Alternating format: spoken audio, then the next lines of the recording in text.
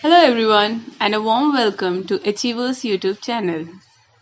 अ very good morning दोस्तों, welcome to our YouTube channel Achievers wave.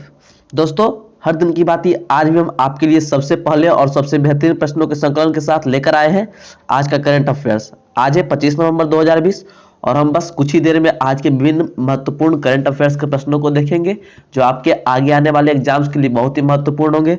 साथ ही साथ दोस्तों, यह अन्य सभी परीक्षाओं के लिए भी महत्वपूर्ण है। ओके दोस्तों, बस आपसे एक यही गुजारिश है कि आप में से जो भी हमारे चैनल पर नए हैं प्लीज चैनल को सब्सक्राइब कर लीजिए और बेल आइकन को भी प्रेस कर लीजिए ताकि आपको सभी वीडियोज की नोटिफिकेशन सबसे पहले मिले। ठीक है दोस्तों, तो हम लोग शुरू करेंगे। आज तारीख है मतलब 25 नवंबर के करंट अफेयर्स को। ठीक है दोस्तों, तो चलिए शुरू करते हैं। आज का हमारा पहला प्रश्न काफी शानदार है। प्रश्न को देखिए कि हाल ही में गुरु तेग बहादुर जी का शहादत दिवस कब मनाया गया। जो इंग्लिश में समझते हैं उनके लिए भी इंग्लिश में लिखा गया प्रश्न, आप लोग पढ़कर समझिए।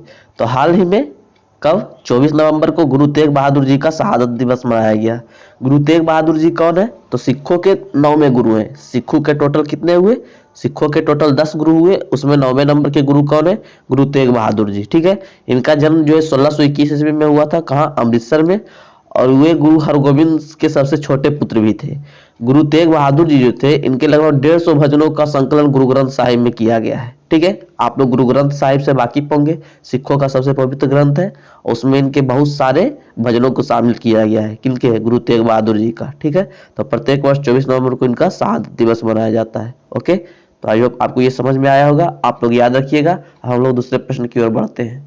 दूसरा प्रश्न है कि उत्तर प्रदेश वन विभाग और किस टाइगर रिजर्व ने पहला अंतरराष्ट्रीय पुरस्कार TX2 जीता है।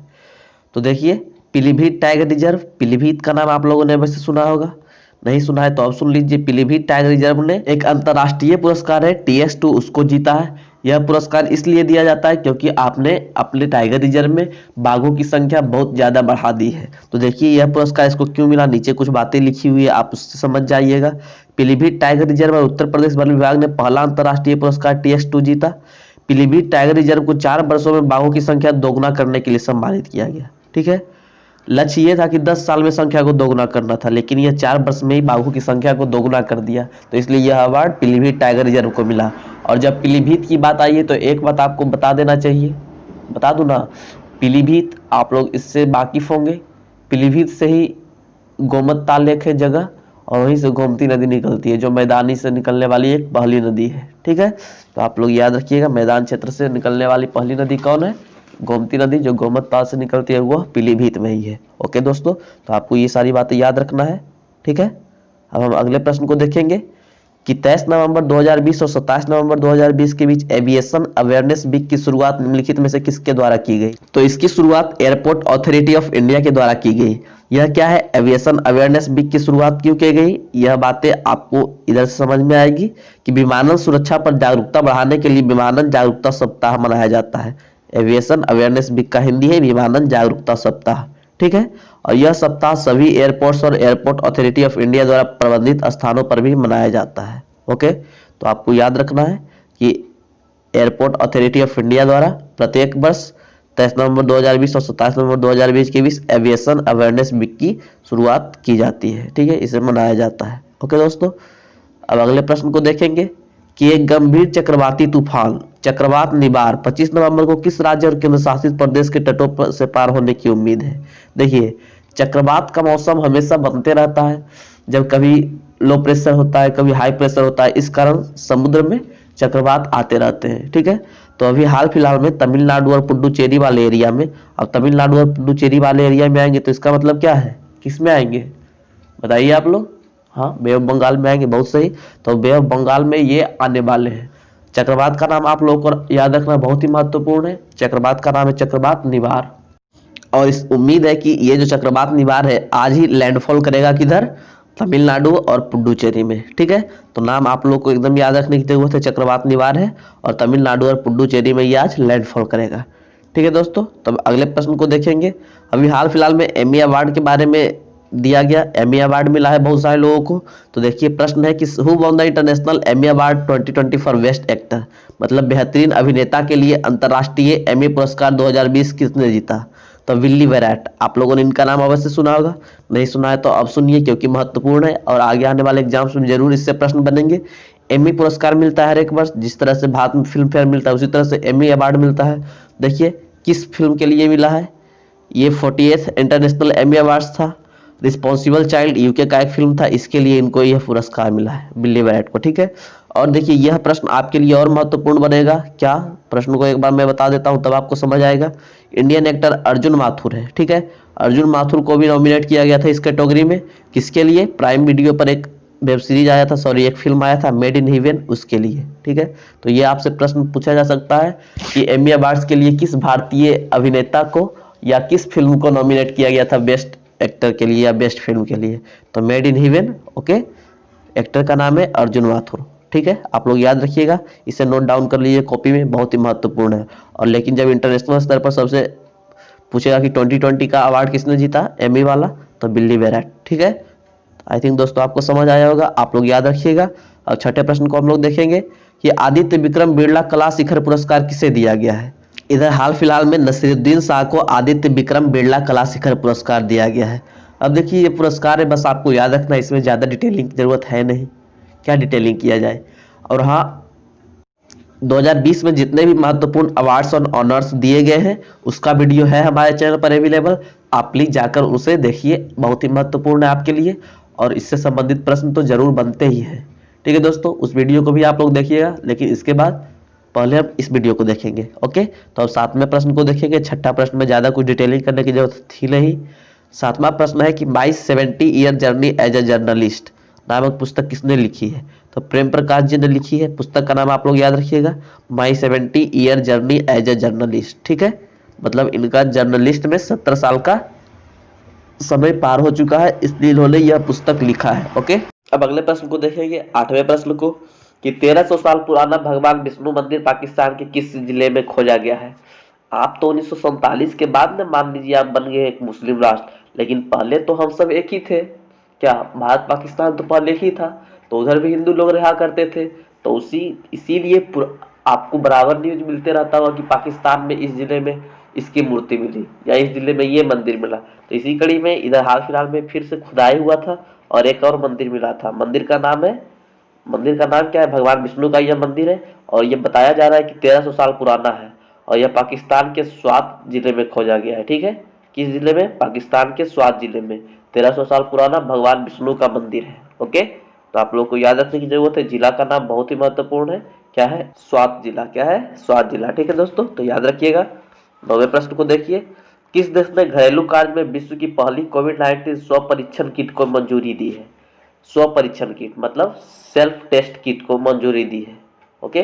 तो अमेरिका ने सेल्फ टेस्ट किट को मंजूरी दे दी है। चलिए, जब डोमेस्टिक यूज के लिए इसे आप यूज कर सकते हैं, ओके। तो देखिए कोविड-19 के वैक्सीन की बात अभी चल रही है। कल मोदी जी देश को संबोधित किए थे, बताए थे कि वैक्सीन मिल जाएगा आप सबको, लेकिन जब तक दवाई आती नहीं है तब तक ढिलाई कीजिए नहीं। और ऐसा उम्मीद है जो ऑक्सफोर्ड वाला वैक्सीन है ना, जनवरी तक उन सब लोगों के लिए आ जाएगा जो फ्रंट पर है, मतलब कोविड वॉरियर्स है, ठीक है, उनके लिए आ जाएगा।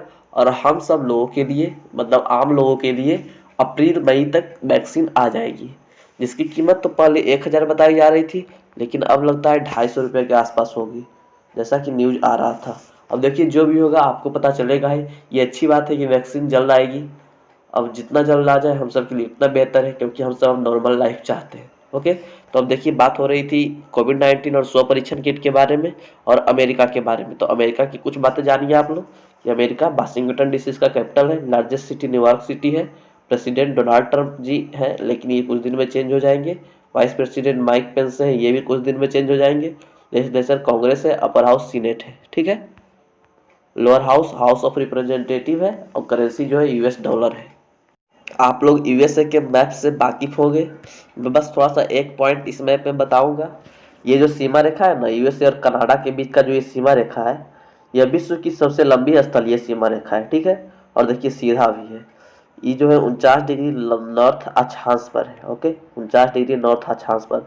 और यह आपसे बराबर प्रश्न पूछा जाता है कि अमेरिका और कनाडा के बीच जो सीमा रेखा है उसका बंटवारा कितना डिग्री पर किया हुआ है, तो 49 डिग्री नॉर्थ अक्षांश, ओके। तो आप लोग याद रखिएगा।